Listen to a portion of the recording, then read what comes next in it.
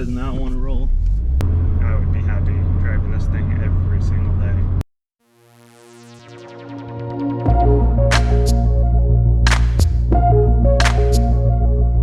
What's up, ladies and gentlemen? Today we're here with the 2021 Mazda Miata RF, thanks to Modern Mazda here in Thomaston, Connecticut. So a huge thanks to them. I'm really excited about this one because I actually have not driven a Miata somehow. I've driven a lot of different cars, a lot of different three-pedal cars, and I have somehow not gotten to drive the Miata yet. Now this is a 2021, that means it's the ND generation. That's how they name their generations. With the Mazda back in the 90s, it was the NA, and then they did NA1, NA2, and then NB1 and NB2. So the mid-cycle refresh, they just added a number. So this is the ND2 Miata because we're already past that mid-cycle refresh here. The Miata comes in a few different flavors. You can get it in the sport trim, get it in the club trim, you can get it in the Grand Touring. The sport is only available with the soft top though. If you want the club or the Grand Touring, you can get that in soft top or hard top. They call this the RF, retractable fastback. It's essentially a target top that is automated. When you get that sport trim with the rag top, that starts you at 26 grand, just above 26 grand. And this one here, we're looking at around 34 grand MSRP. So let's go ahead and take a look here and see what we got. So it is just a beautiful looking sports car here. It is nice and cheap for a sports car. Again, like I mentioned, entry level, just above $26,000. It definitely looks like something that would cost a lot more, but it has this really nice sporty look to it with these nice lines. Plus the Mazda badge lets you know that it's just gonna last. Even some of the ones from the 90s, you know, the ones from the 90s are not uncommon to find on the road still. And 26 grand is actually a little bit cheaper even than something like the 86. That started in the current generation, started around 27 grand. It was really a nice entry-level sports car, and this one actually weighs a little bit less than that one by about 400 pounds. Like I mentioned, this is the retractable fastback. This is probably the way I would get it. I like the hard top. I've always preferred the kind of coupe look. Yeah, that takes about 13 seconds to get that up and down, and there's a switch inside for that. Now here we've got 17-inch wheels. Now because this is the Grand Touring trim, these are just the regular aluminum alloy wheels. You get the club trim. You also get the aluminum alloy standard, but you do have the option for a wheel package, which we'll talk about in a little bit. But there are 17-inch wheels on both the club and the Grand Touring trim. If you get the sport trim, then you're looking at 16-inch wheels. Coming up front, because this is the Grand Touring, it does have the automatic high beams with the LEDs. Has that classic Miata smile there. Under the hood here, we're looking at a 2-liter naturally aspirated 4-cylinder. This thing produces 181 horsepower and 151 pound-feet of torque. So that was one of the big updates from the ND2 generation. They added about 26 horsepower to this thing. Now 151 pound-feet of torque is about the same as the 86 that I drove last week. That was the automatic version. You get the 86 in the manual, it's 156 pound-feet of torque. But this doesn't have that torque dip that the 86 has, which is definitely nice, because this one at 4,000 RPM you hit peak torque, whereas with the 86 you start getting into that torque dip at 4,000 RPM. The peak power, the 181 horsepower here, that's about 20 horsepower down on the 86, but this is a lighter car, and that hits at 7,000 RPM in this one, so nice and high in the rev range. Really like to rev this one out. Back here in In the back, we got our backup camera down there. Our dual exhaust. Not a ton of space back here, but it is a sports car. Not expecting a lot. You probably expect about as much room as it would take to fit a bag of golf clubs, and that's pretty much it. This has a little less room than the 86 as well, about 4.9 cubic feet back here. Now, taking a look around inside, we've got this nice round steering wheel, your controls on there. We're looking at these black leather seats, which are standard on the Grand Touring trim. You can upgrade to the white Napa leather for $300, or if you get the club trim, then you get the black cloth seats. Again, because it is the Grand Touring trim, we get a few extra luxury options here, a few extra creature comforts, like this automatic climate control here, which is not in the club and sport trims. Have this compartment back here instead of a traditional glove compartment, and you have this cup holder back here, another cup holder up there. Transmission option, that is the way you should option your sports car. Now this has Mazda's infotainment system, which is actually run via this spinner down here rather than a standard touchscreen. Which I like the idea. As I've said in other videos, I do like the idea of kind of getting away from that touchscreen, but if you're gonna do it, I just feel like this way is a little bit cumbersome. I probably wouldn't buy this car specifically thinking about the infotainment. I would be thinking more about the driving experience here. Up here we've got the nice big tack in the middle, as it should be.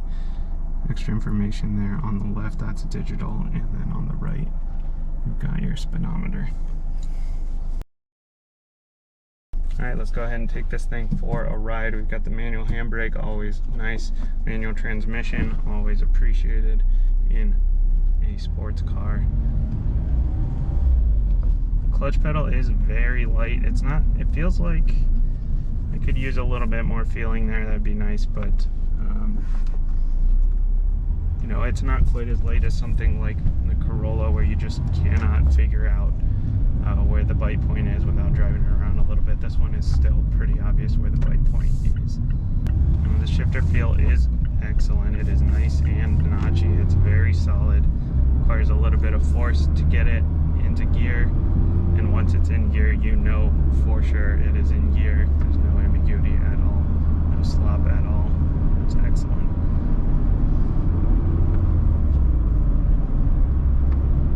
It is a little bit loud in here. It is a sports car. It's got a convertible top, you know, the Targa top, so it's kind of to be expected. I imagine that if you got it in the soft top, it would be even louder in here. Now, because this is the Grand Touring, again, we get some of those luxury comfort features. We've got the auto dimming rear view mirror here, which is nice, and the auto headlights, which I had mentioned before. But we only have the 6-speaker sound system, which is a little bit interesting because they call the Club the harder edged trim, and this one the more luxury trim, but this one has the 6-speaker, and the Club gets the 9-speaker Bose system. That's a little bit strange. But I really, again, I really probably wouldn't buy a sports car for the sound system, but it would be a nice touch for sure. Let's spread this thing out a little bit. Let's see how it does.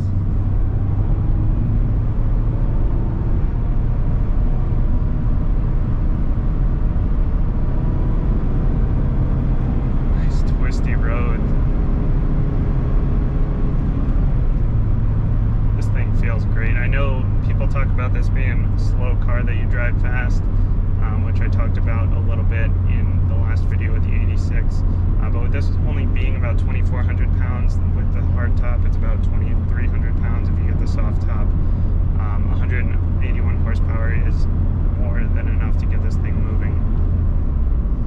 And if it's not enough, well, it's a cheap sports car that you can build on, and a lot of people do that.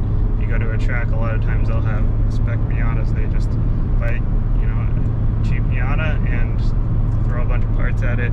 You can turn it into whatever you want it Grand Touring and the Club, when you pair them with the manual transmission, you do get the limited slip differential, which you definitely want. You get the Bilstein dampers, and you get the sport tuned suspension, so definitely go for that. It also has Mazda's suite of safety features standard across all the trim levels, which is certainly nice to have. You've got stuff like lane departure warning. It'll beep at you as you get out of your lane, and it's got blind spot monitoring, which is always nice, especially in a sports car where visibility isn't wonderful. I would say that the pillar back here and the blind spot is definitely in the way. I do think that it is better than something like a Cayman, even though a Cayman isn't really the competition of this because that's like double the price. But I do think that the visibility was better in the 86. The visibility out the back is actually surprisingly not too bad, considering that it's just the two seats here and the window. I know again in the Cayman, which again is not really the competition, but it was a lot tighter to see back there. Being a lightweight sports car, it gets pretty good gas mileage actually. 35 highway, 26 city, which is definitely something that you could daily drive. If you don't need any more than two seats, then definitely, you know, take this thing to work every day. Take it to school, take it wherever.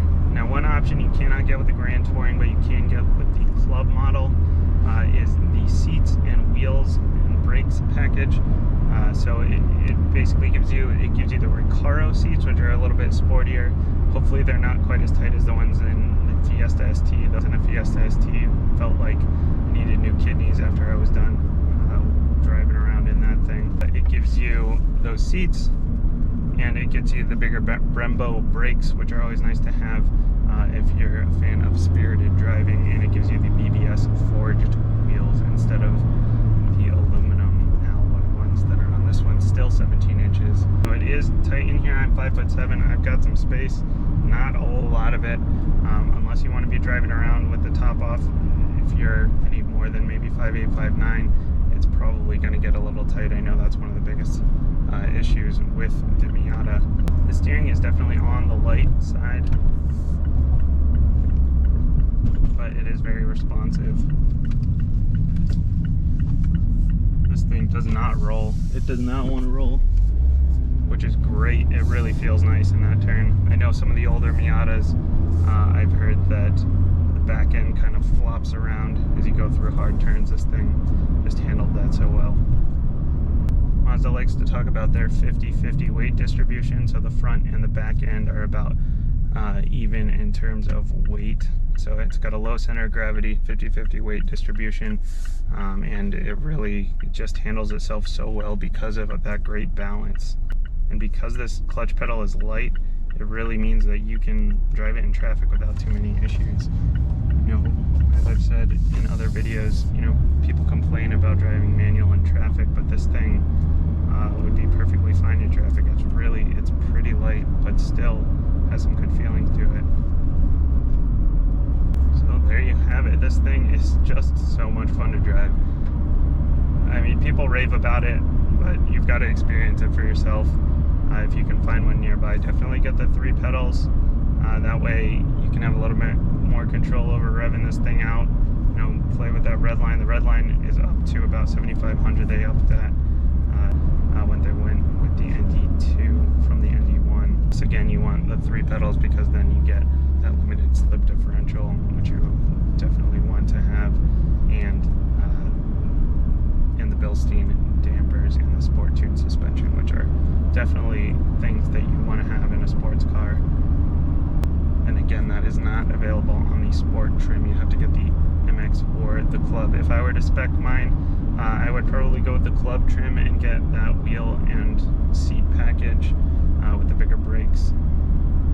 But then you're kind of getting up there in price a little bit. You're up into, you know, $38,000 there, somewhere there about, because that package is about $4,600, and you're at around $33,000 when you're talking about the RF Club spec. So you're starting to get up there a little bit in price, but certainly would be worth it in my opinion. So thanks again to Modern Mazda for letting me take this car out. This is just such a wonderful car. You know, I hear people rave about it all the time. It's so nice to actually finally get into one. The ride in here is so nice and smooth, even though it is a sports car and I'm really low to the ground. And it's just so nice to shift. So fun to play around in the corners. Yeah, if you're thinking about it, definitely go test one of these things out. Again, it's about on par with the price of an 86. You're a lot cheaper than something like a Cayman or like a Z4 or something like that. Definitely a lot cheaper than a Corvette. This is definitely your entry level. It is definitely worth a drive.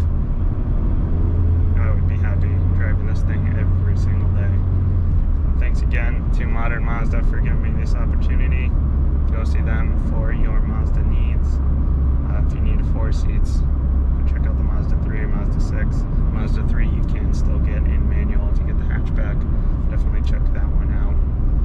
And if you're in Central Connecticut, you got a car for me, email me, jason@manual-cars.com. It does not necessarily have to be a manual. I would prefer if it's not a CVT or if it's something a little more enthusiast oriented at the very least.